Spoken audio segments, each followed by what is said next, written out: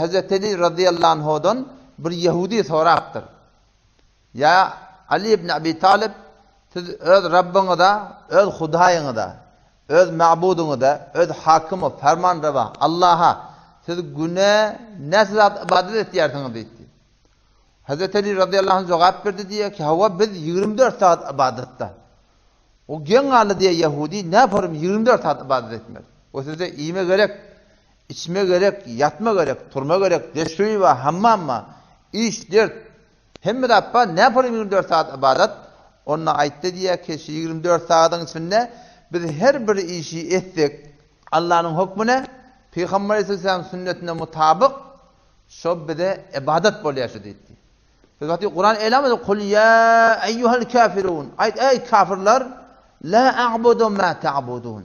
Yani men sizin etýän ýaşaýşyňyza görä, etýän zindigiňize görä, tutunan maksadyňyza görä, alyp barýan sürgüniňize görä men ýaşamaýan edigi. İbadetin bir giň manasy bar.